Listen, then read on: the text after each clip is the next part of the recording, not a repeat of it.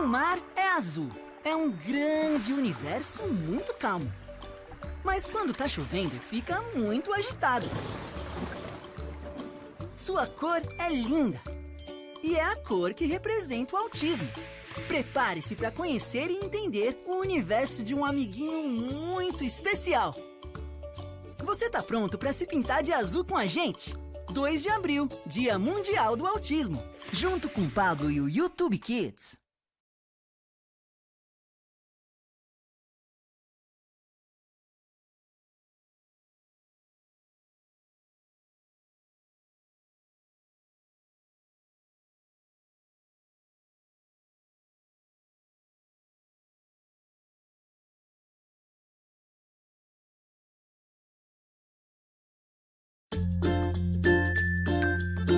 O que é transtorno do espectro autista? Você sabe o que é o TEA? O TEA, transtorno do espectro autista, é o termo usado para diferentes transtornos do neurodesenvolvimento infantil, que tem como características marcantes as dificuldades na interação social, comunicação, comportamentos repetitivos, interesses restritos e alterações sensoriais. Esse termo foi adotado para substituir todas as subdivisões que existiam para esses transtornos. Desde então, não existem mais síndrome de Asperger, transtorno global ou invasivo de desenvolvimento. Todos esses transtornos agora são conhecidos como TEA. Segundo o Centro de Controle e Prevenção de Doenças dos Estados Unidos, 1 a cada 68 crianças são diagnosticadas com TEA. Esse número significativo de diagnósticos fez com que a Organização das Nações Unidas classificasse o distúrbio como uma questão de saúde pública mundial. No Brasil, estima-se que tenhamos mais de 2 milhões de pessoas com algum grau de autismo. Problemas de fala, sensibilidade a barulhos, falta de interação do olhar, irritabilidade com contato físico, agressividade, falta de resposta quando é chamada, interesse por parte de objetos e repetição das mesmas palavras ou gestos podem ser alguns dos sintomas do autismo em crianças. Apesar de as causas do TEA ainda não serem totalmente compreendidas, especialistas na área acreditam que a combinação de múltiplos fatores pode levar ao autismo. Fatores como hereditariedade são responsáveis por cerca de 50% dos casos de autismo, sendo que a outra metade dos casos pode corresponder a fatores externos, como poluição do ar, uso de pesticidas nos alimentos, complicações durante a gravidez e infecções causadas por vírus, entre outros. É importante deixarmos claro que o TEA possui diferentes níveis de comprometimento da criança diagnosticada. Por exemplo, crianças com nível leve de autismo podem apresentar dificuldades de interação social e comunicação verbal, enquanto outras podem desenvolver habilidades especiais, como QI elevado, facilidade para aprendizagem de línguas, memória impressionante, entre outras. Crianças com nível moderado de autismo podem apresentar dificuldades de aprendizagem na escola para compreender brincadeiras e se expressar verbalmente, enquanto outras podem frequentar a escola, serem funcionais e autônomas em algumas atividades. Crianças com nível grave de autismo podem agredir a si mesmas e a outras pessoas de seu círculo de convivência. Geralmente, essas crianças dependem de outros membros da família para atividades cotidianas. Hoje, investimos na identificação precoce dos sinais de autismo para orientação de pais e intervenção precoce. A capacitação de pais e profissionais vem sendo fundamental para a identificação e direcionamento das intervenções. O diagnóstico do autismo é clínico, feito através de observação direta do comportamento da criança e de uma entrevista com os pais ou responsáveis. Novas tecnologias, como as que rastreiam o olhar das crianças enquanto elas assistem vídeos no computador, também contribuem para o diagnóstico correto e a escolha da intervenção mais adequada para o tratamento do transtorno. Quando o tratamento do autismo é feito precocemente, antes dos 3 anos de idade, a criança poderá desenvolver ou ampliar suas capacidades de compreensão, comunicação e interação social, pois este é o período no qual a criança entra no campo dos significados e interações com o outro. terapias comportamentais, de comunicação, terapias ocupacionais, fisioterapia e medicamentos são algumas das intervenções adotadas pelos médicos e familiares. Mas é importante saber que cada criança exige um tipo de tratamento específico e individualizado. Além disso, inúmeros cursos, livros, grupos de apoio e outros materiais informativos estão disponíveis para que pais e profissionais da educação e da saúde possam aprender mais sobre o autismo e contribuírem com o tratamento das crianças. Para melhorar a qualidade de vida de crianças com autismo e suas famílias, nós do Instituto Pense reafirmamos nosso compromisso com o desenvolvimento de pesquisas a respeito do TEA, contínuo investimento em formação de profissionais da área da saúde e educação e conscientização de pais para a identificação e tratamento precoce do transtorno.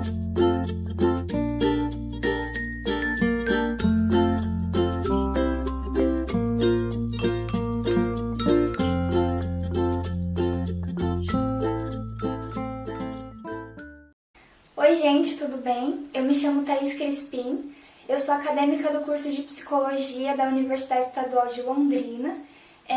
Eu faço estágio na área da Psicologia Clínica e Institucional, trabalho em uma empresa júnior, onde a gente presta serviços de gestão de pessoas e atualmente eu entrei em um projeto de pesquisa que é voltado para o treinamento de pais de crianças autistas. Eu estou aqui hoje a convite do meu grande amigo Rogério, para falar um pouquinho para vocês sobre o transtorno do espectro autista. Ele me falou que essa é uma aula muito aguardada por vocês, então eu espero que vocês aproveitem bastante.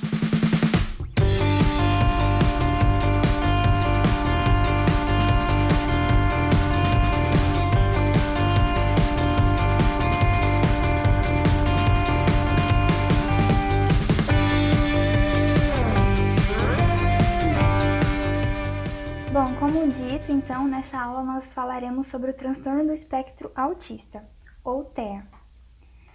Etimologicamente, a palavra autismo, ela tem a sua origem no grego, autos, que significa de si mesmo. Então, se refere a um certo retraimento interior, a uma escassa interação com o mundo externo, algo voltado para si mesmo. Historicamente, esse termo ele foi empregado pela primeira vez pelo psiquiatra suíço chamado Eugen Bleuler em 1911. Na época, Bleuler ele estava propondo uma nova definição daquilo que o seu colega de profissão, Kraepelin, denominava de demência precoce. Então ele cunhou esse termo esquizofrenia para se referir à antiga demência precoce descrita por Kraepelin.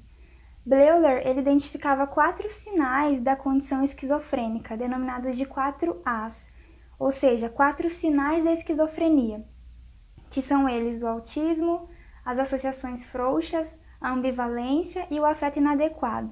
Como o nosso assunto aqui é sobre o transtorno do espectro autista, eu vou explicar brevemente apenas aquilo que ele compreendia pelo primeiro A, o autismo. Para ele, o autismo ele era considerado um distúrbio da consciência, em que haveria um certo desligamento parcial ou absoluto do sujeito em relação ao seu mundo interior e à realidade. Então, a palavra para Bleuler se referia a uma tendência que aquelas pessoas acometidas pela esquizofrenia na época possuíam em se tornar alheios ou indiferentes ao seu mundo exterior, ao seu mundo social, e fechar-se em seu próprio mundo. Nos anos 40, Leo Kanner, psiquiatra residente nos Estados Unidos, ele foi o primeiro pesquisador a publicar artigos que descreviam crianças com o mesmo padrão de comportamento que Bleuler havia observado anteriormente naqueles indivíduos com esquizofrenia. Então, em 1943, ele fez uma pesquisa com 11 crianças entre 2 a 11 anos de idade, sendo dessas crianças 8 meninos e 3 meninas. E esse estudo deu origem ao artigo Distúrbios Autísticos do Contato Afetivo. Na sua pesquisa, ele descreveu que aquelas crianças analisadas por ele possuíam uma condição neurológica que se daria aparentemente por conta da incapacidade que elas apresentavam no estabelecimento de vínculos afetivos próximos com outras pessoas. E também elas apresentavam uma certa dificuldade em suportar modificações do cotidiano. Então, as principais características de todas aquelas crianças eram a falta de habilidade para se relacionar com as demais pessoas emocionalmente, né? A presença de dificuldades na linguagem, uma insistência na preservação da mesmice, então é aquela busca pela estabilidade, pela preservação da rotina. Enfim, todos os sintomas que se iniciavam muito cedo, logo nos primeiros anos de vida da criança. Até aquele momento, os conceitos de autismo, esquizofrenia e psicose infantil, eles se confundiam. Então, em 1950, Kanner ele apresentou mais 38 casos semelhantes àqueles anteriormente observados por ele, e ele publicou o Tratado de Psiquiatria Infantil. E ali ele separa, então ele faz essa separação entre o autismo e a esquizofrenia, mas ainda mantém esses dois dentro do mesmo grupo de psicoses infantis. Ao longo do seu artigo, ele discorria sobre as origens desse quadro, né, sobre as origens do autismo, as possíveis origens, mas ele era muito contraditório sobre essas causas. Então, ao mesmo tempo em que ele defendia que o autismo seria uma incapacidade inata de estabelecer contato afetivo, ele também sugeriu que os problemas das crianças teriam alguma relação ou alguma articulação com a personalidade dos pais e do tipo de relações que eram estabelecidas entre eles. Ele chegou a cunhar o termo mães geladeiras para se referir às mães de crianças que apresentavam esse quadro na época, porque ele imaginava que as mães de crianças autistas eram indiferentes aos seus filhos, que eles não cuidavam, não abraçavam, não ficavam perto, né? Porém, mais tarde, o próprio Kanner ele volta atrás em relação a essa hipótese e diz que os pais eles não deveriam se sentir culpados, porque o autismo ele não era uma doença que seria fundamentalmente feita pelo homem. Na década de 40, as informações, as pesquisas, os documentos, eles não eram trocados com tanta facilidade entre a comunidade científica. Então, um ano após a publicação de Kanner, outro psiquiatra chamado Hans Asperger, ele escreveu um artigo, Psicopatia Autística na Infância, onde ele observava crianças com um quadro semelhante àquele descrito por Kanner, e ele se utilizou do termo autismo para designar praticamente o mesmo que Kanner havia observado, ainda sem ter conhecimento dos estudos de Kanner. O Asperger ele descrevia meninos com inteligência preservada e com um desenvolvimento de linguagem normal, só que eles apresentavam um comprometimento de habilidades sociais. Então ele descreveu as características semelhantes ao autismo de Kanner, porém, diferentemente das crianças que Kanner havia observado, as crianças de Asperger elas apresentavam um desenvolvimento cognitivo mais preservado. Então a questão central que Asperger verificava nos indivíduos analisados era que eles apresentavam uma dificuldade no relacionamento com o ambiente, mas também apresentavam um alto nível cognitivo. Asperger ele atribuiu esses problemas como causa de uma deficiência biológica e ele não relacionou com os pais, assim como tinha feito Kanner. O trabalho de Asperger só veio a ficar conhecido lá pela década de 70, 80. Na época, a psiquiatra britânica Lorna Wing descobriu a sua tese e a partir daí que a síndrome de Asperger entrou no léxico médico. Antes de partirmos para a definição do transtorno do espectro autista, propriamente dito, eu gostaria de esclarecer alguns pontos importantes.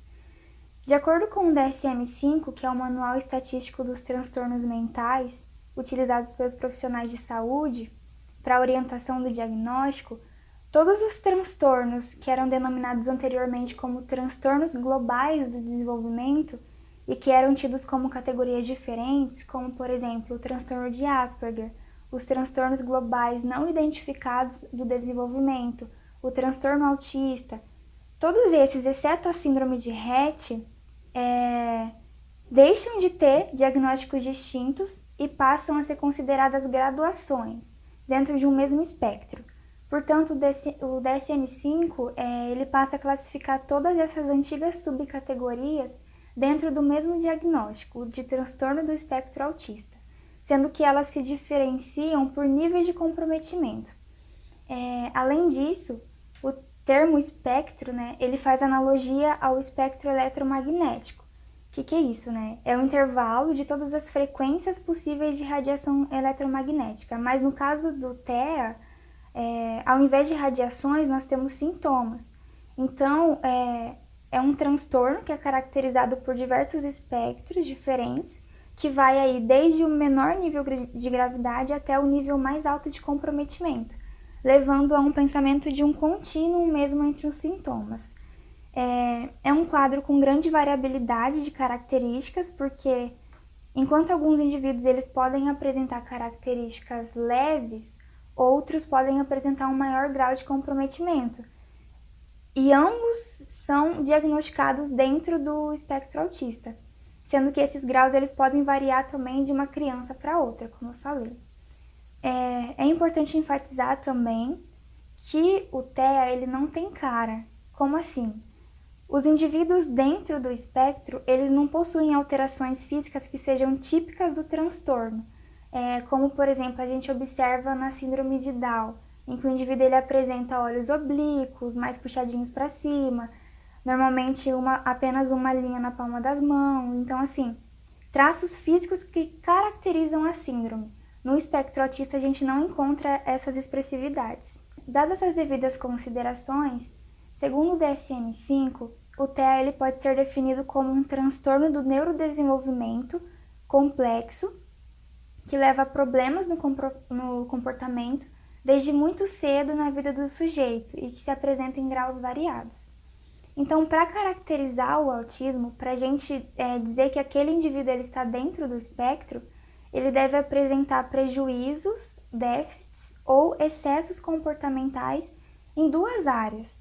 A primeira é a área da interação e comunicação social. Então, o sujeito ele apresenta um déficit na forma de interagir, de se comunicar socialmente, como, por exemplo, dificuldade em estabelecer um diálogo ou dificuldade em responder a situações de interação social, como, por exemplo, manter contato social, dificuldade em compartilhar sentimentos, em se expressar. Então, portanto, a forma que o sujeito se dispõe para interagir traz problemas para o seu desenvolvimento social. A outra categoria, a outra área do comportamento afetada, que é utilizada também como critério para o diagnóstico, são os padrões restritos e repetitivos de comportamento, de interesses ou atividades. Então, por exemplo, é aquele indivíduo que prefere as brincadeiras mais ritualistas, solitárias, tem uma tendência a insistir nas mesmas coisas, fica preso a um único assunto, a uma única tarefa, etc. Então, esses pontos eles vão ficando um pouquinho mais claros à medida que a gente vai abordar os sintomas do autismo. O DSM-5, ele divide o TEA a partir de 3 níveis de gravidade, de comprometimento no caso, dentro daquelas duas áreas comportamentais que eu mencionei anteriormente, as dificuldades de interação e comunicação social e os padrões restritos e estereotipados de comportamento. Então, existem os níveis leve, moderado e severo. O que vai delimitar em qual nível o indivíduo se encontra é o nível de comprometimento e, consequentemente, a depender da intensidade desse comprometimento, qual o tipo de apoio que ele vai necessitar. Portanto, dentro da grande variação possível dos sintomas do autismo, a gente pode encontrar, por exemplo, uma criança que se interage, mas que tem muita dificuldade, e outra que praticamente não apresenta esse repertório. Então, apresenta respostas mínimas a esse tipo de situação. E cada um desses níveis, ele exige um certo tipo de apoio, de cuidado e de intervenção também. Eu não vou entrar especificamente nisso, mas uma coisa que a gente pode utilizar para diferenciar os níveis de gravidade é a autonomia que aquele sujeito apresenta, qual o nível de independência que ele se dispõe para realizar essas atividades cotidianas. Por exemplo, esse aqui é um quadro onde eu selecionei alguns dos sinais que podem caracterizar em qual nível que o sujeito se encontra. Daí, se vocês quiserem dar uma olhada, fica mais como um material de apoio mesmo para vocês. Em relação à prevalência do autismo na população, nós temos alguns dados do Centro de Controle de Doenças e Prevenção dos Estados Unidos. que foram publicados recentemente e indicam que a cada 59 crianças em idade escolar, uma delas é diagnosticada com o transtorno. No Brasil, a gente não tem muitos estudos epidemiológicos, então eles são bem escassos. Não existe uma estimativa de prevalência que seja oficial, mas a gente tem a Associação dos Amigos do Autista, a AMA, que realizou um levantamento entre 2011 e 2012 e indicou que uma população de cerca de 1.200.000 pessoas são diagnosticadas com TEA no Brasil. Além disso, segundo os dados epidemiológicos internacionais, o transtorno ele ocorre de 3 a 4 vezes mais em indivíduos do sexo masculino, e os dados indicam uma proporção de cerca de 4,2 nascimentos para cada um do sexo feminino. Apesar da falta de números confiáveis, o que se sabe é que a prevalência do autismo vem aumentando no mundo todo. Mas por quê? Muito provavelmente o aumento de casos eles podem ser frutos tanto da ampliação do conceito com o DSM-5 e a CID que foi lançada recentemente, como do maior acesso à informação sobre esse transtorno ou até mesmo com a expansão das ferramentas de identificação precoce. Bom, como nós comentamos, então, para caracterizar o autismo, segundo o DSM-5, precisa haver um funcionamento atípico em cada uma daquelas duas áreas do comportamento, interação, comunicação social e repertório restrito, que estejam presentes na criança, pelo menos aí antes dos 3 anos de idade, e as manifestações clínicas elas podem variar em termos de níveis de comprometimento. É importante notar que é necessário que haja o preenchimento dos 3 critérios correspondentes à interação e comunicação social e que haja também pelo menos o preenchimento de 2 critérios em relação aos padrões restritos e estereotipados do comportamento para que aquela criança seja diagnosticada dentro do espectro autista. Eu coloquei alguns dos comportamentos-alvo que são utilizados no diagnóstico aqui nessa tabela, para a gente ter uma noção, e eu vou falar de alguns deles que talvez cause alguma dúvida. Mas é importante salientar que não são todos os indivíduos que vão apresentar todos esses sintomas. Como explicado anteriormente, a forma com que o transtorno se manifesta, ele varia de pessoa para pessoa. Bom, então vamos lá. O indivíduo com autismo, na área de socialização, ele pode apresentar problemas de atenção compartilhada ou conjunto. O que seria isso? Eu coloquei a referência desses 2 autores, que eles vão dizer que a atenção compartilhada é o ato de coordenar ou de direcionar a sua atenção visual para objetos ou eventos para os quais outra pessoa que está interagindo com você esteja dirigindo a sua atenção. Então, por exemplo, um indivíduo olha para outro e aponta para um objeto, e depois ele volta esse olhar para esse indivíduo de novo. Então, eles estão compartilhando aquela atenção. As crianças com autismo, elas podem apresentar uma dificuldade nessa interação. O conceito de desabstração. O que seria isso? Desabstração se refere a uma dificuldade na compreensão de situações abstratas, como, por exemplo, linguagem figurada, piada, linguagem corporal, etc. Então, o indivíduo com autismo, ele vai ter dificuldade em compreender, por exemplo, um sarcasmo. Já na área de padrões comportamentais estereotipados e restritos, nós podemos citar, por exemplo, os movimentos estereotipados. Estereotipia é aquela repetição sem nenhuma finalidade de cumprimento de tarefas, Então, as pessoas com o autismo podem ficar, por exemplo, batendo a caneta insistentemente na mesa, ou agitando as mãos, ou se balançando de frente para trás.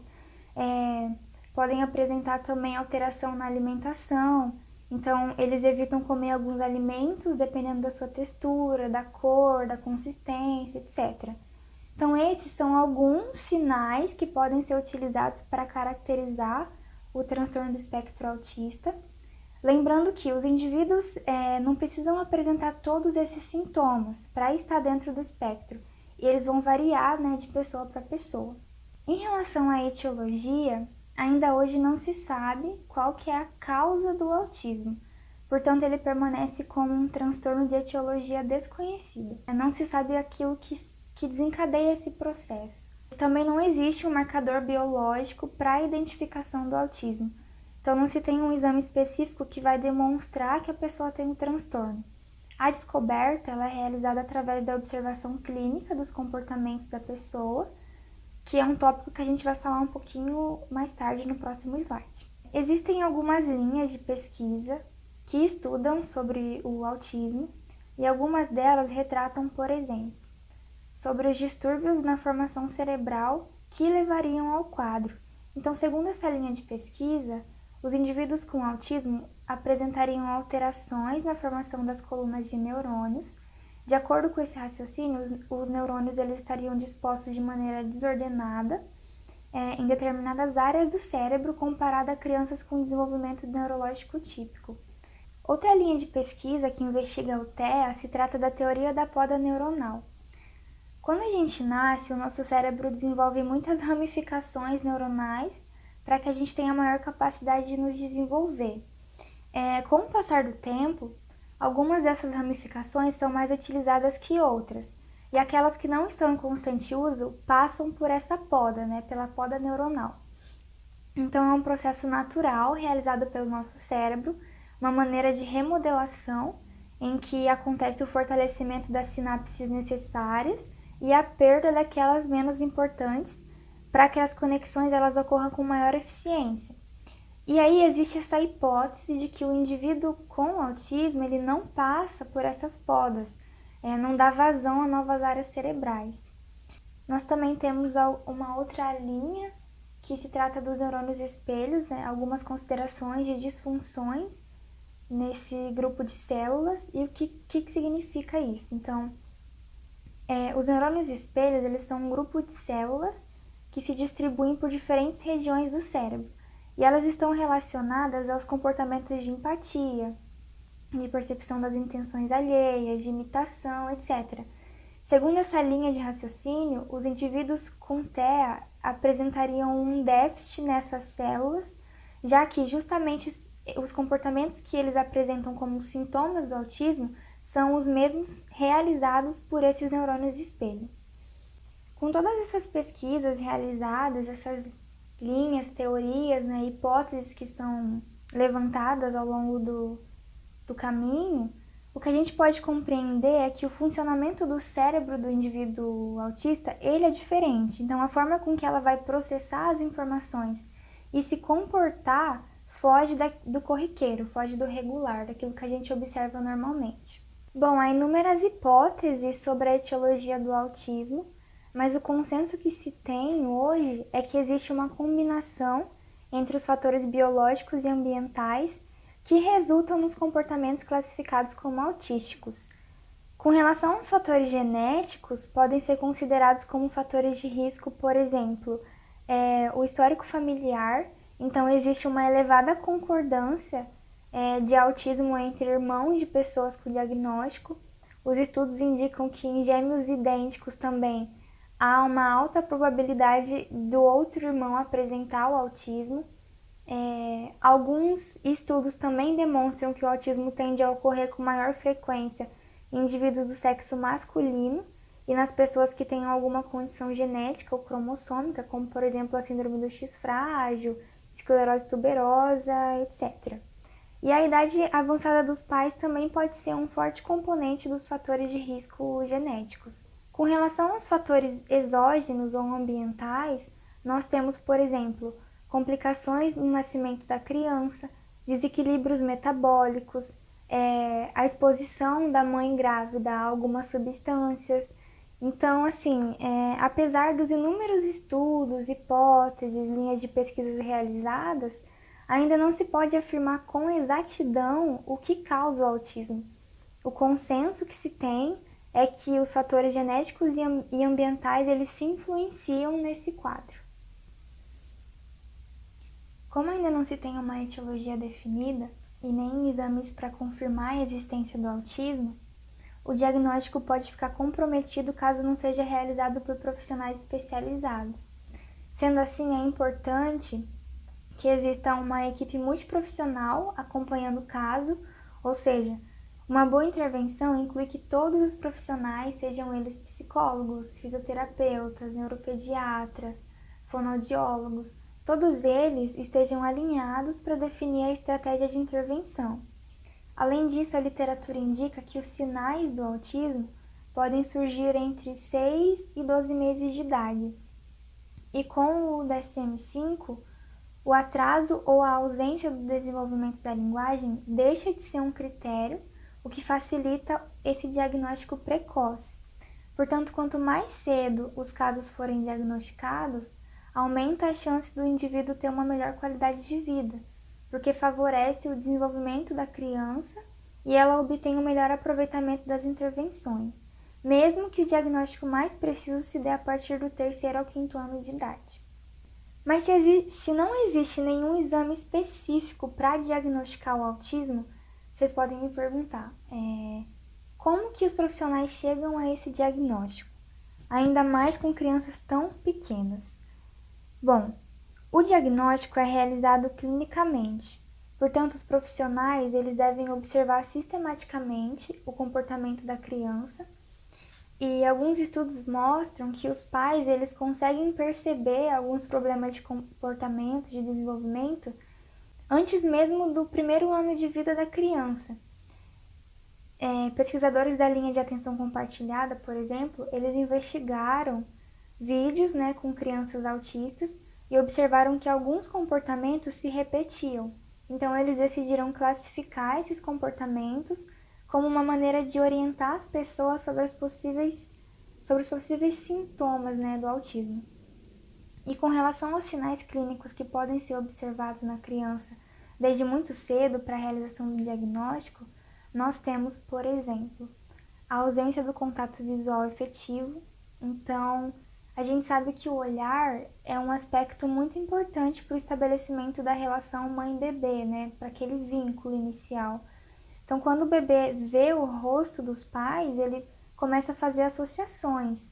E raramente as crianças com autismo se interessam pelo olhar da mãe ou sequer buscam esse olhar.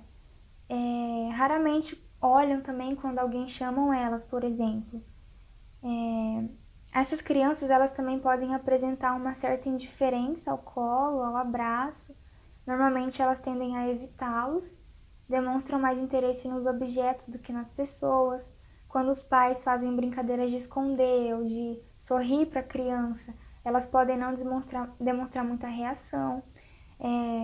Não apresentam muitos gestos sociais, como, por exemplo, acenar as mãos para se despedir, apontar. Então, as crianças elas também podem apresentar autoagressividade, que é se morder roupas, puxar o cabelo. Problemas de alimentação também são frequentes, então a criança se recusa a se alimentar ou possui algum gosto restrito a poucos alimentos. Enfim, é importante observar todos esses comportamentos que aparecem muito cedo no repertório da criança, porque faz parte do seu desenvolvimento. Lembrando mais uma vez que esses sintomas, esses sinais, eles podem variar de indivíduo para indivíduo. Além da observação sistemática do comportamento da criança, o profissional ele pode realizar uma entrevista detalhada com os pais, a fim de saber mais sobre a rotina da criança, sobre o histórico familiar. Então, por exemplo, história de problemas de desenvolvimento dos pais, dos irmãos, problemas emocionais, de aprendizagem, quando que surgiram os primeiros sintomas, em que área do desenvolvimento, se ela tem problemas de alimentação, particularidades em relação à comida, problemas de conduta como agressividade, hiperatividade. O profissional também pode observar vídeos caseiros da criança para verificar esses comportamentos em situações de interação social, por exemplo. Visitar a escola em que ela estuda, então aquele profissional que está fazendo a avaliação também pode utilizar desse recurso para recolher depoimento dos professores sobre o comportamento da criança, ou observar como que ela interage com os colegas nos momentos de lazer. Mas a gente sabe que nem sempre é possível, o profissional ir até a escola, então ele pode solicitar também aos professores para entregar, por exemplo, um relatório sobre as observações realizadas, etc. Além de tudo isso, os profissionais também podem contar com testes neuropsicológicos, com escalas de avaliação de linguagem, de comportamento, com instrumentos de rastreamento, enfim. Existem muitas possibilidades para a realização do diagnóstico, mas o importante é que essa avaliação seja realizada adequadamente e de preferência por uma equipe multiprofissional, cada um avaliando aquilo que é da sua especialidade e contribuindo para a elaboração da melhor intervenção possível para aquela criança, sem esquecer de alinhar tudo aquilo que foi observado com os critérios estabelecidos pelos manuais de saúde. Caso você tenha o interesse em conhecer mais algumas das escalas utilizadas no diagnóstico, eu te recomendo entrar no site da AMA, que é www.ama.org.br, e lá na guia Autismo você pode encontrar as escalas. Então você encontra algumas escalas utilizadas pelos profissionais como auxílio do diagnóstico. Em relação ao tratamento, o autismo não tem cura. No entanto, é importante ressaltar que quanto antes a criança for diagnosticada com o transtorno e ter acesso ao tratamento, melhores serão os resultados e os ganhos na qualidade de vida. O autismo, dependendo da intervenção que for realizada e do comprometimento dos profissionais que estão realizando o cuidado daquela criança, incluindo a atuação da família, ele tem uma certa tendência de melhorar ao longo das intervenções. Então, muitos dos sintomas do autismo com a intervenção adequada podem ficar mais funcionais, vamos dizer assim. Além disso, o tratamento do autismo é diferente para cada criança, para cada indivíduo, porque como é um transtorno que se manifesta em graus de comprometimento, os indivíduos que apresentam um maior grau de comprometimento vão receber um tratamento diferente daquele cujo grau é mais leve. Em relação aos tipos de tratamento disponíveis, existe uma gama de intervenção que pode ser utilizada no tratamento do TEA. Por exemplo, a intervenção usando a análise aplicada do comportamento, ABA, a terapia ocupacional, o acompanhamento com neuropediatria, a fisioterapia, que vai atuar no nível sensorial e motor do indivíduo, então podem ser utilizados alguns instrumentos como bolas, brinquedos pedagógicos, jogos interativos, como uma forma de melhorar a coordenação motora, aumentar a consciência corporal, o equilíbrio e modular o tônus muscular também. Com relação à medicação, não existe nenhuma medicação específica para o autismo, nenhuma medicação que seja utilizada para curar o autismo, mas existem medicamentos que podem auxiliar os indivíduos dentro do espectro a terem uma maior qualidade de vida.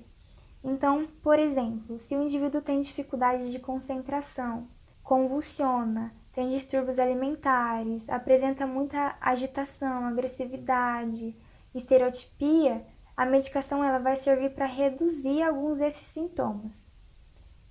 Também é muito importante da gente salientar que a orientação e o treinamento para os pais é muito importante de ser realizado, porque são eles que vão estar a maior parte do tempo com a criança, são eles que vão lidar diretamente com ela.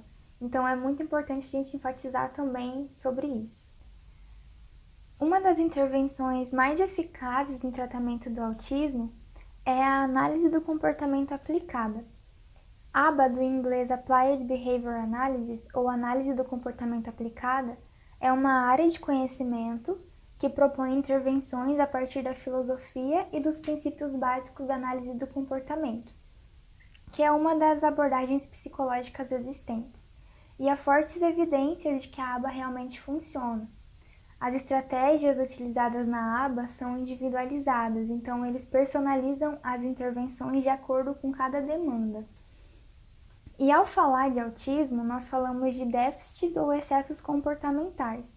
Sendo assim, o psicólogo ele ensina comportamentos socialmente significativos que aquela criança ainda não possui, ou até mesmo potencializa essas habilidades a partir de um repertório mínimo, que aquela criança possua, e propõe ações também para diminuição daqueles excessos comportamentais, de alguns comportamentos indesejáveis que sejam instalados. Então, por exemplo, para uma criança que não sabe se comunicar, o psicólogo ele pode auxiliar a criança no desenvolvimento dessa habilidade e se ela apresenta, por exemplo, muitos comportamentos agressivos, o psicólogo ele pode se utilizar da aba para diminuir a frequência desse comportamento. Então, eu vou citar um exemplo bem breve, assim, bem simplificado também, de um dos procedimentos que podem ser utilizados na aba, que é o segmento de instruções. Então, o psicólogo ele apresenta uma instrução para a criança daquilo que ela deve realizar, e essa instrução ela tem que ser simples, objetiva e afirmativa. E se a resposta emitida pela criança for aquela esperada ou for adequada, essa resposta ela é reforçada, ela é recompensada. E ao se utilizar da recompensa de forma consistente, a criança tende a repetir essa mesma resposta, esse mesmo comportamento. E as respostas problemáticas, como por exemplo birras, elas não são reforçadas, né? Porque o objetivo ali é ensinar os comportamentos que sejam adequados, apropriados para a criança e diminuir de frequência aqueles que trazem muito prejuízo também para ela. Então, a repetição na aba se torna um aspecto extremamente importante para aquela criança conseguir entender a relação entre o comportamento dela e o efeito que isso pode produzir. Graças à movimentação dos cidadãos em relação ao autismo, algumas ações foram realizadas em prol dessa população. Em dezembro de 2012, houve a publicação da Lei Berenice Piana, que instaura a Política Nacional de Proteção aos Direitos das Pessoas com Autismo. Portanto, elas passam a ser consideradas legalmente enquanto pessoas com deficiência. Basicamente, a lei reconhece que os indivíduos diagnosticados com autismo têm os mesmos direitos que todas as pessoas têm, inclusive os direitos das pessoas com necessidades especiais. Entre outros aspectos, a legislação ela garante que o autista ele tem o direito de receber o diagnóstico precoce, ele tem direito também ao atendimento multiprofissional, a informações que o auxiliem no diagnóstico e no tratamento, a garantia do acesso à educação e, em caso de necessidade comprovada, ele também tem direito a um acompanhante especializado para frequentar as salas do ensino regular. Além disso, mais recentemente, foi criada uma lei que obriga os estabelecimentos privados, como por exemplo supermercados, lojas, farmácias, bancos, a incluírem o símbolo mundial do autismo em placas preferenciais. Então, o atendimento prioritário que já era realizado para os idosos, para gestantes e para as pessoas com crianças de colo deficientes, agora também passa a valer para as pessoas com autismo. Outro importante projeto realizado em prol das pessoas com espectro diz respeito à seção azul. Então, os indivíduos com autismo eles podem apresentar uma certa hipersensibilidade sensorial. Então, eles podem se recusar a usar determinados tipos de roupas porque dão coceira, ou ainda rejeitar alguns alimentos por conta da textura. E também eles podem achar ruídos que a gente vê por aí, por exemplo, como pessoas em um bar conversando, ou até mesmo a luz da tela do cinema, que as pessoas neurotípicas acham normais, como extremamente dolorosos e perturbadores. Então, pensando nisso, surgiu a ideia da realização de um momento de lazer para crianças com autismo, que é a chamada Sessão Azul. Então, são sessões de cinema que são adaptadas para as pessoas com transtorno, e lá o volume é mais baixo, a luz é mais escura, e as crianças elas também podem levar comidas e bebidas e podem andar durante o filme também. Bom, para resumir então, o autismo ele é um transtorno do neurodesenvolvimento complexo que leva a problemas de interação e comunicação social e também apresenta padrões de comportamentos restritos e estereotipados, possui uma etiologia indefinida, então o consenso que se tem hoje é que existe uma combinação entre fatores genéticos e ambientais que levam a esse transtorno. O TEA não tem cura, então quanto mais cedo for o diagnóstico e a realização das intervenções, mais chances do indivíduo ter uma melhor qualidade de vida. E finalmente, o diagnóstico é realizado clinicamente e exige o preenchimento de mais de um critério em cada uma das áreas afetadas. Com essa imagem, o que eu gostaria de deixar é uma mensagem para a gente pensar que, apesar de algumas pessoas não apresentarem um desenvolvimento neurotípico, aquele que é mais encontrado entre a população, que é mais comum, vamos dizer assim, todos nós somos seres humanos e nós merecemos ser tratados, respeitados e amados da mesma maneira. Para finalizar, eu vou deixar algumas instituições de apoio onde vocês podem encontrar mais informações sobre o autismo e alguns materiais também que são disponíveis para download, caso vocês se interessem em aprofundar mais no assunto. Bom, gente, eu espero que vocês tenham aproveitado a aula. Eu fico muito feliz que existem tantas pessoas interessadas no assunto, porque de fato é um assunto muito importante, é um tema que tem sido debatido muito frequentemente. E é importante que a gente se interesse e também realize mais pesquisas também nessa área, né? Bom, eu acredito que apesar do conteúdo extenso da aula, você ainda possa ter ficado com alguns questionamentos, então o objetivo dessa aula não foi esgotar todo o assunto, até porque, como eu falei, existem inúmeras linhas de pesquisa sobre o autismo. Então, assim, se você ficou com alguma dúvida, pode escrever aí embaixo para a gente tentar solucionar. E o objetivo foi mais vocês terem essa aula introdutória para vocês irem atrás mesmo de materiais sobre o conteúdo, né? E eu gostaria de agradecer também ao Rogério, mais uma vez, pela oportunidade. Foi muito bom estar aqui compartilhando um pouquinho daquilo que eu sei. E eu espero que vocês tenham aproveitado bastante.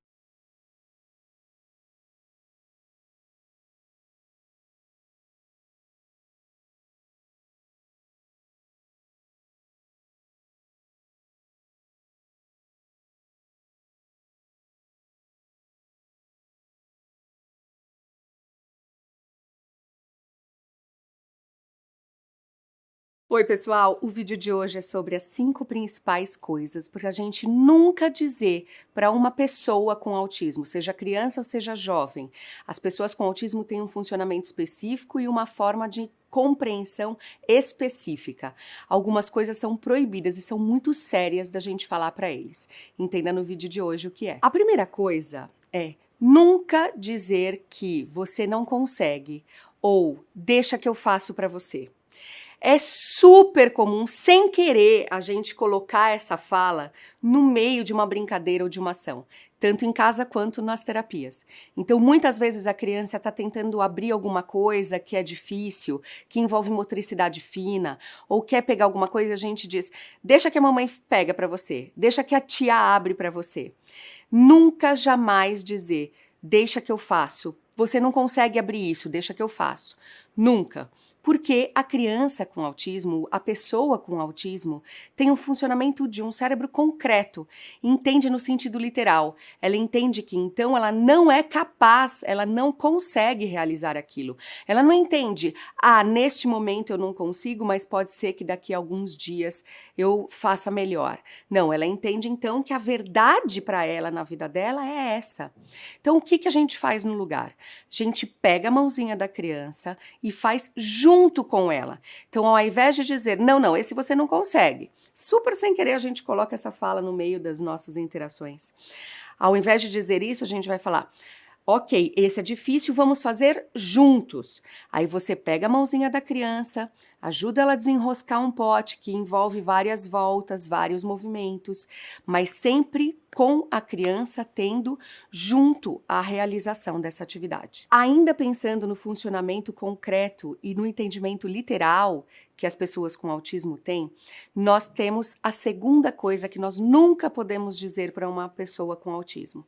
Nós nunca podemos prometer algo que nós não vamos cumprir. Porque a partir do momento que você diz, não, vamos sair daqui, vamos filho, vamos embora daqui, depois a mamãe vai te dar uma bala se você vier. Então vamos, que depois a mamãe te dá um presente.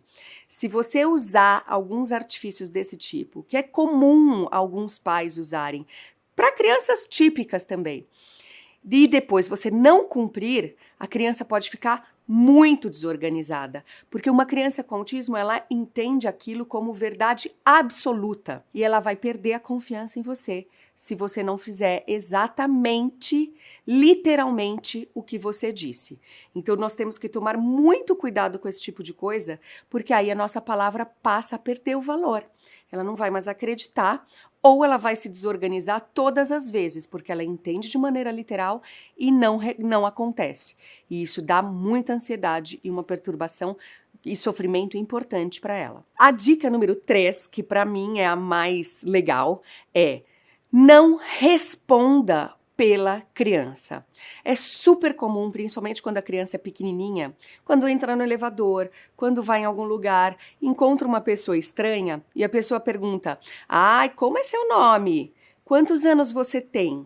E uma criança com autismo pode ter atraso na fala.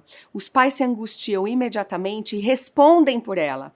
Fala, você chama João, você tem 2, 3 anos. Ao invés de fazer isso, incentive a criança a responder ela mesma. E se ela for não verbal? Você pode colocar na criança uma pulseira com o nome dela e com a idade. E assim, todas as vezes que alguém perguntar, você incentiva a criança a mostrar o nome dela. Você incentiva ela a apontar quantos anos ela tem.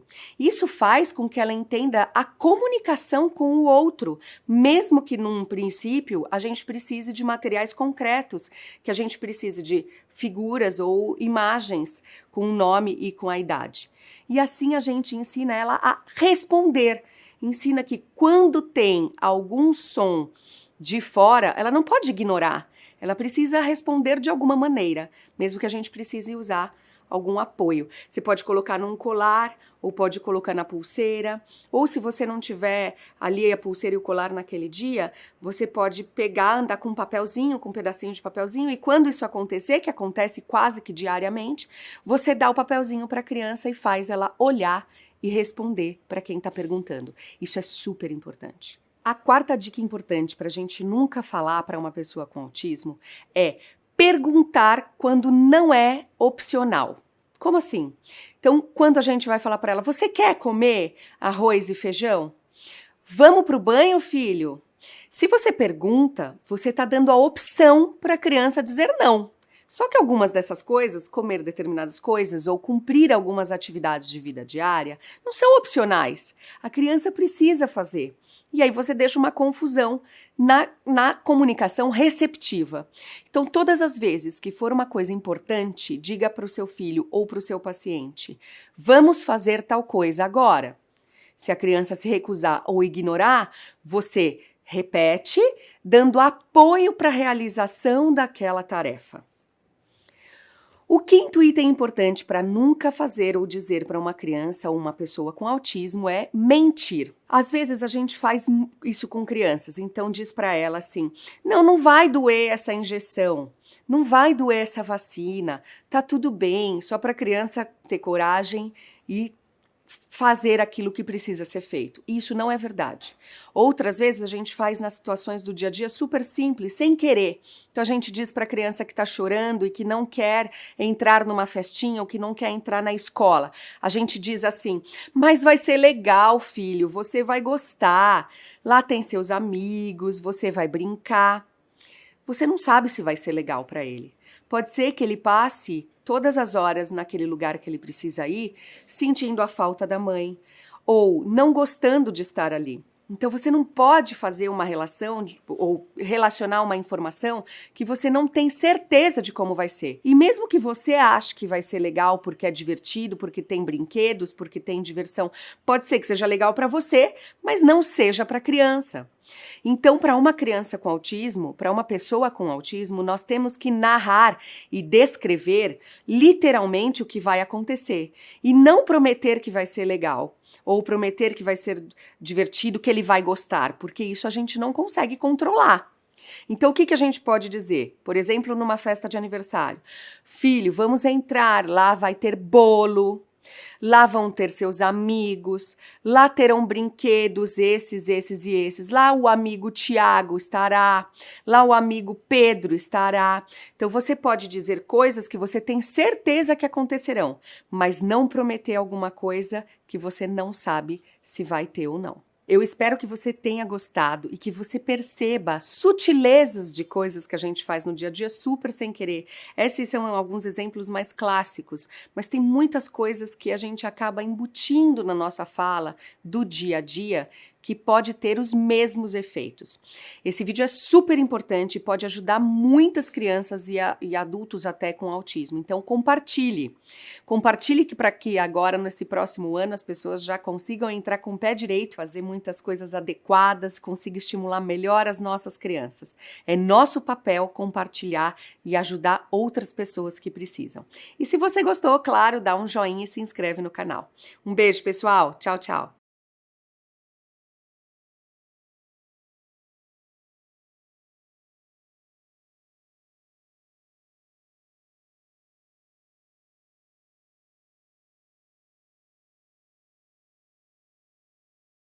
Oi pessoal, tudo bem? Hoje eu vim falar com vocês sobre algumas técnicas que nós usamos na terapia comportamental para ensinar a criança a falar.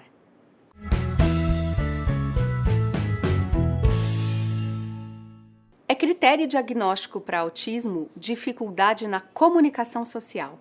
O que significa isso? Significa que essa criança pode ter atraso na comunicação verbal e não verbal.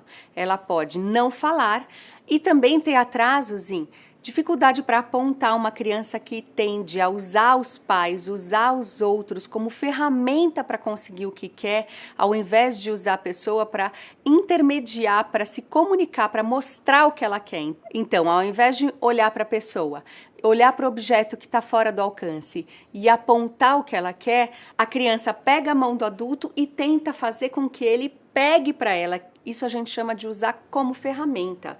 Ou a criança também elabora estratégias para conseguir resolver o problema dela sozinha.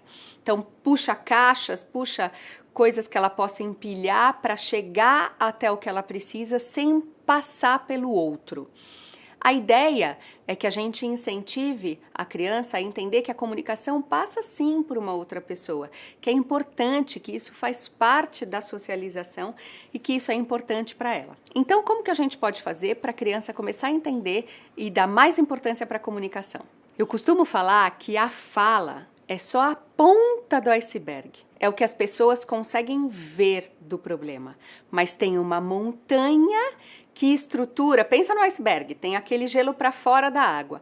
Embaixo da água, aquele gelo não está boiando. Tem uma montanha que estrutura e que dá base para essa pontinha aparecer. Essa montanha é feita de pré-requisitos comportamentais. Então, primeira coisa que a criança faz é alcance dirigido, ela tenta pegar alguma coisa com a mãozinha dela quando a gente oferece. Segunda coisa que a criança faz, do alcance dirigido, ela refina e começa a apontar o que ela quer. Terceiro passo é começar a falar. Então, nós vamos começar desde o alcance dirigido. Quando a gente oferece alguma coisa para a criança que ela tenha interesse em pegar, faz ela ter o alcance dirigido e entrega para ela. Depois, refina para apontar e entrega para ela, até o momento que ela emitir sons aleatórios. Então, você vai oferecer alguma coisa que é do interesse da criança e vai esperar ela soltar um sonzinho, alguma coisa do tipo, cubo, você quer o cubo, tá bom, aqui. Então, você incita e espera uma vocalização que provavelmente no início vai ser sem querer. E tudo bem, você usa essa vocalização para dar função para um comportamento verbal. E faz isso várias e várias e várias vezes até a criança associar que, opa, todas as vezes que eu solto esse som, eu recebo alguma coisa legal e interessante do ambiente. Tem algumas coisas importantes aqui para a gente elaborar. Primeiro, você não pode deixar a criança irritada para conseguir o que ela quer. Você tenta incitar uma ou duas vezes. Se não sair um comportamento verbal espontâneo, um comportamento que você pode reforçar, entregando o objeto, você então pede para ela apontar. Então fala, então me mostra o que você quer. Pega a mãozinha da criança e faz o dedinho e entrega, porque você consegue dar ajuda sobre o comportamento motor, mas a gente não tem como ajudar ela a emitir um comportamento verbal. Não tem como a gente pegar na linguinha e fazer ela soltar um som. Então, você usa o comportamento motor porque a comunicação não verbal também é uma comunicação muito importante. Faz parte da base do iceberg que a gente conversou. Faz ela emitir um apontar e entrega para ela. É importante que todas as vezes que ela apontar ou que ela emitir um som qualquer, mesmo que aleatório, você repita a palavra dando o modelo correto, como se ela tivesse falado certo. Então, se ela quer pegar o cubo, é importante que você, quando ela solta um som, mesmo que de i, que não tem nada a ver com cubo, você entrega falando para ela a palavra certa. Cubo! Entendi. Você quer o cubo. É importante que você entregue falando para ela a palavra certa. Então, se ela faz um i, você fala cubo. Isso para todas as coisas que você tiver oportunidade de apresentar. Então, se ela quer pegar uma outra coisa, um outro brinquedo favorito, você pode fazer a mesma coisa e dar a resposta do que chama aquela coisa. Com o tempo, a criança vai perceber, então, que todas as vezes que ela emite um comportamento verbal, ela consegue alguma coisa legal. Neste momento, a gente pode começar a refinar o comportamento verbal, a partir para novas etapas. No próximo vídeo, eu vou contar para vocês os 8 passos, como eu divido o comportamento verbal, baseado na metodologia ABA, mas que eu desenvolvi com algumas técnicas próprias nossas que foram dando certo ao longo dos anos. Mas você já pode começar se a sua criança já entende que ela precisa emitir um comportamento verbal. Você pode começar a refinar esse comportamento verbal. Então, se ela fala i, só que é cubo, você pode esperar ela variar e tentar um o, cubo, porque é mais próximo do som correto da palavra. Se ela tentar fazer i e não falar o o, tudo bem, você entrega, mas você pode tentando dar um modelo cubo, para ver se ela emite um som mais próximo. E aí, antes dela ficar irritada, você tenta algumas vezes e antes dela ficar irritada, você entrega para ela o objeto favorito. Assim, a gente vai fazendo aproximações sucessivas ao som ideal, ao comportamento verbal que a gente quer. É importante, então, que a criança tenha aprendido imitação, porque nessa hora ela vai imitar o que você está falando. É importante aprender a imitação no motor primeiro, para depois transferir para a fala. Espero que essas dicas te ajudem, coloquem em prática e compartilhem para que outras pessoas tenham acesso a essas informações. Conta pra gente nos comentários como foi a reação do seu filho e como você está conseguindo tirar mais e mais palavrinhas dele. Para mais vídeos sobre esse assunto, acessem os vídeos de coaching parental que eu vou deixar aqui do lado, que tem muitas dicas sobre isso também. Um beijo, até o próximo. Tchau, tchau. Quem tem uma criança com autismo em casa ou na escola sabe muito bem que não é fácil brincar, que não é só sentar com ela, a brincadeira não flui como com uma criança com desenvolvimento típico. Será que a gente faz tudo certo? Será que não podemos ter alguns errinhos ou algumas falhas ou alguns pontos que dá para melhorar? O que nós não podemos fazer com uma criança com autismo? Como não brincar com elas? É isso que a gente vai falar no vídeo de hoje.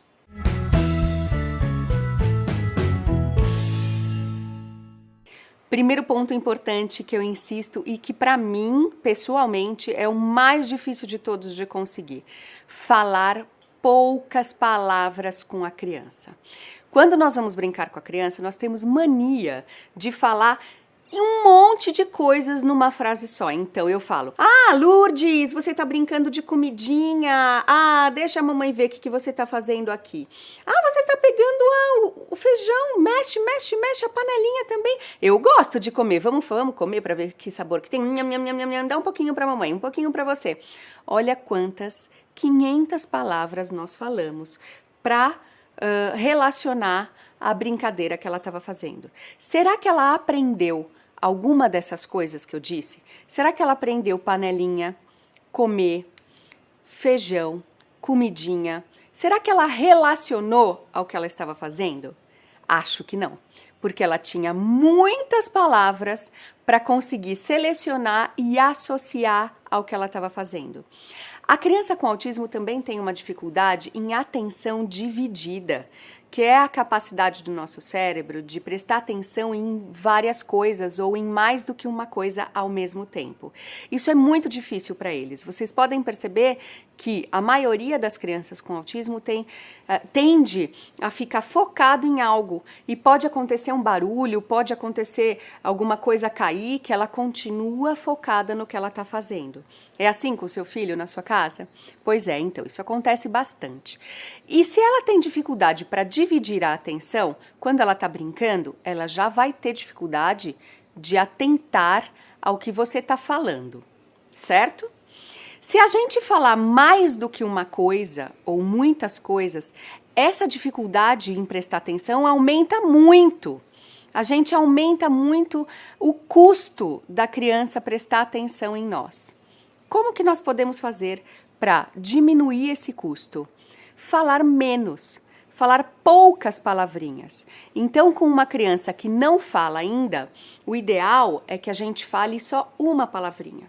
Com uma criança que já fala palavrinhas soltas, nós podemos usar 2 palavrinhas na brincadeira. Com uma criança que fala 2 palavrinhas, nós podemos falar 3 e assim por diante. Então, como brincar com uma criança que não verbal?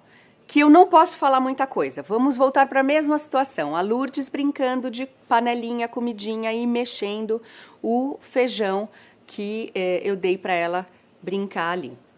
Então, ela está mexendo no feijão. Eu falo, feijão, feijão, tic, tic, tic, tic, tic, tic, tic. Mexe, mexe. Eu posso falar palavrinhas soltas, uma palavrinha só. Depois, outra palavrinha, ao invés de falar, olha, você tá mexendo o feijão, que legal, deixa a mamãe também ver, vou comer, que gostoso. Então, a gente só fala feijão, feijão, feijão. Para preencher os espaços que vão ficar um vazio e a gente fica um pouco angustiado quando tem silêncio, nós podemos fazer onomatopeias, que são esses sonzinhos engraçados, que é tic, tic, tic, tic, tic, uou, uou, uou, uou, uou, que as crianças adoram. Pode ter certeza que vai aumentar muito a chance e a probabilidade da criança olhar para você e sorrir, porque ela vai achar engraçado. A outra dica de como não brincar com a criança é trazer ideias suas, próprias suas, o tempo inteiro. Vocês já repararam que é muito comum a gente ter uma ideia de brinquedo, de brincadeira e tentar levar para a criança? Então a criança tá lá brincando do jeito dela. Às vezes ela empilha, às vezes ela brinca com função e às vezes não, ela tá lá jogando os bloquinhos dela. O que nós fazemos geralmente? Trazemos uma outra ideia de brinquedo e tentamos entuchar na criança.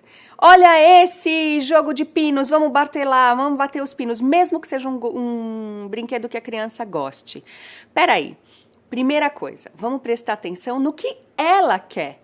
Nós não queremos ensinar essa criança a ter prazer em brincar, a ter prazer no relacionamento social. Se a gente entende o que a criança quer, se a gente entende a ideia da criança e segue a liderança dela, isso dá uma sensação muito boa para a criança.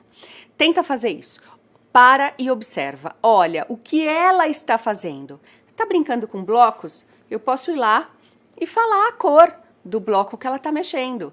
Eu posso fazer sonzinhos engraçados quando tudo derrubar, quando tudo cair. Eu posso descrever ações do que ela está fazendo. Então, coloca, coloca, coloca, por exemplo. Pensa você no seu trabalho, se você tem as suas ideias, os seus projetos e está fazendo as suas coisas e acha que aquilo vai ser super útil e super legal e chega o tempo todo alguém com outra ideia, ignorando a sua e deixando a sua para lá. É mais ou menos isso que a gente faz quando a gente leva a nossa própria ideia para brincar com a criança. Então, tenta também fazer um pouco do que ela quer. Mesmo que sejam movimentos ali com os blocos que para você não façam tanto sentido. Faça igual, imite a criança, se aproxime dela, imita, fala poucas palavrinhas e segue a ideia dela. Isso vai ajudar muito na relação de vocês. Outra coisa que a gente não pode fazer quando estiver brincando com uma criança com autismo: tirar as coisas da mão dela ou forçar ela a fazer de um jeito que você quer que ela faça.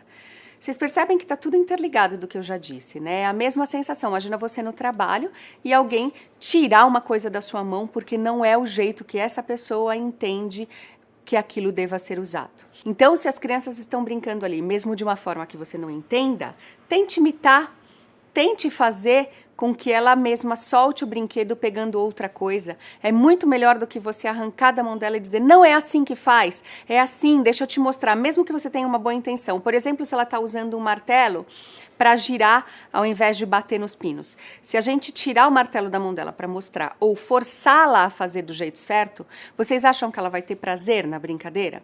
Vocês acham que essa brincadeira vai ensinar coisas para ela? Acho pouco provável. Então, vamos tentar imitar o que ela está fazendo e depois dar sugestões com outro objeto para bater, para ela tentar imitar. Se você acha que isso pode ajudar outros pais a brincarem também com seus filhos, compartilhe esse vídeo e dá um joinha para eu saber, tá bom? Um beijo para vocês e até o próximo. Tchau, tchau. Oi, pessoal! Oi, pessoal, tudo bom? Hoje eu tô com a Kelly, que é psicóloga da equipe, também especializando em neurociências e especialista em autismo. Nós viemos falar sobre os 5 principais comportamentos autísticos para vocês observarem nas crianças. A gente, na avaliação, investiga. A criança olha nos olhos? Sim, elas olham nos olhos. Elas imitam? Imitam. Seguem alguns comandos? Sim, seguem. Brincam? Sim, brincam. Mas a gente percebe que as crianças fazem tudo isso numa proporção e numa quantidade um pouquinho menor do que elas deveriam fazer naquela faixa etária. E isso confunde absurdamente a cabeça dos pais, porque quando eles começam a perceber que tem alguma coisa diferente nas suas crianças, que tem alguns atrasos, que tem algumas coisas que não estão iguais os amiguinhos da escola. E eles começam a pesquisar sobre o que pode ser, eles encontram na internet sobre autismo. Mas aí, eles encontram sintomas. Ah, não olha nos olhos. Eles vão ver os filhos, sim, olham nos olhos. Aí eles encontram coisas do tipo, não brincam com função com os brinquedos. Mas eles veem que as crianças, sim, brincam com função. Eles ficam super confusos, mas veja... Então é ou não é autismo? Então não é, porque se eles fazem tudo isso, no autismo não pode fazer. Não é bem assim. E é exatamente isso que a gente veio falar hoje, sobre crianças que fazem tudo isso, mas que estão sim dentro do espectro do autismo. Então vamos juntos pensar aqui sobre os principais sintomas. Número 1, contato visual. Como que se dá o contato visual de crianças com autismo que fazem isso, só que fazem menos do que deviam? Quando elas chegam na sala e estão brincando, interagindo com algum brinquedo, e a gente chama o nome delas, a gente tende a dizer Lourdes. E a criança, quando engajada, não olha pra gente. Ok, uma criança típica também não olha todas as vezes que a gente chama, mas ela olha por volta de 70% a 80% das vezes. A criança com autismo olha menos do que isso. Olha algumas, mas não olha na maioria das vezes. Lourdes? Lourdes? Ah, Lourdes! E ela olha quando a gente interrompe o distrator, quando a gente tira o objeto que estava fazendo ela ficar em hiperfoco. Um outro sintoma importante do espectro autista é o interesse restrito ou as estereotipias, né, Kelly? A criança, ela mantém o interesse num brinquedo, só que ela não brinca de uma maneira funcional. E quando ela acha algo do seu interesse, ela brinca repetidamente da mesma forma, de uma maneira bem estereotipada.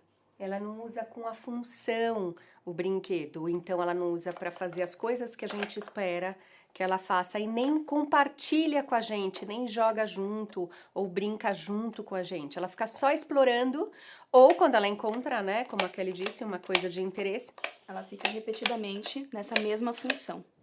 O terceiro ponto importante para a gente observar é o segmento de instruções, segmento de comandos. Muitas vezes as crianças entendem e executam ações que a gente pede, mas essas ações são muito rotineiras, são muito esperadas já no dia a dia. Ela já praticamente infere o que ela precisa fazer.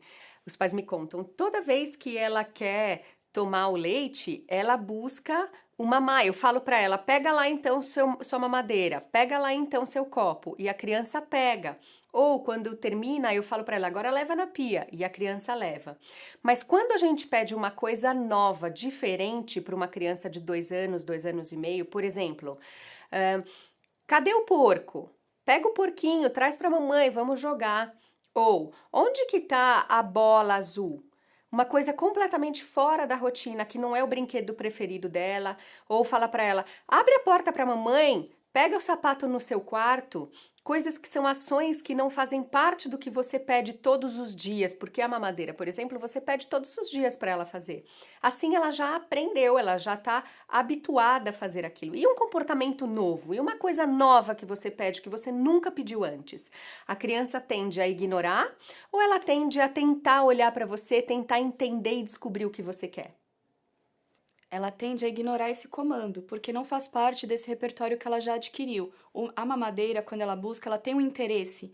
Então, ela leva no intuito de obter o leite. Quando ela leva de volta também, é algo que já caiu no repertório. É verdade, geralmente eles seguem comandos quando tem interesse daquela ação se realizar.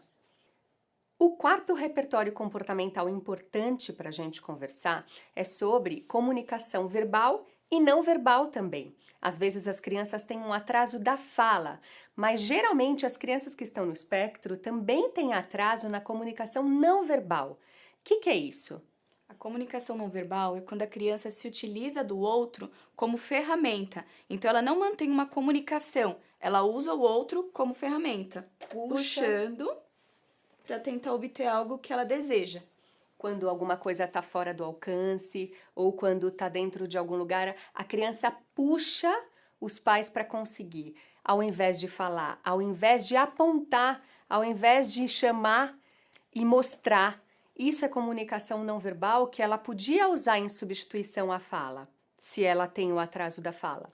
Mas as crianças com autismo também têm dificuldade nisso. O quinto comportamento que é importante no espectro do autismo para a gente analisar é o quanto a criança imita ações com ou sem objetos de pessoas adultas ou de outras crianças na escola. Um repertório importante da aprendizagem é imitar. Elas precisam imitar para ampliar seus repertórios, para aprender coisas. E as crianças com autismo têm menos imitação, tendem a fazer menos vezes uma coisa que a gente está mostrando como faz. Ela ignora e faz do seu próprio jeito. Então, por exemplo, crianças que a gente tenta ensinar bater palmas, ou fazer tchau, ou piscar os olhinhos mais forte, a gente fica mostrando e elas não prestam muita atenção. Então, Lourdes, faz igual, faz assim, e ela vai brincar com as coisas dela, do que ela tem interesse, ao invés de fazer uma coisa que eu tenho interesse que ela faça. Às vezes a criança faz, às vezes ela tem interesse em fazer, mas a gente precisa analisar, e quando ela não tem interesse? Ela tende a fazer também porque você está pedindo? Espero que esse vídeo ajude vocês a identificarem sinais e sintomas, principalmente quando eles são muito leves, muito sutis. E compartilhe esse vídeo porque ele é muito importante para que outras pessoas possam identificar também e ter acesso a essas informações. Você pode ajudar muita gente com isso. Um beijo, até o próximo. Tchau, gente. Até Tchau, mais. Lourdes. Tchau. Tchau.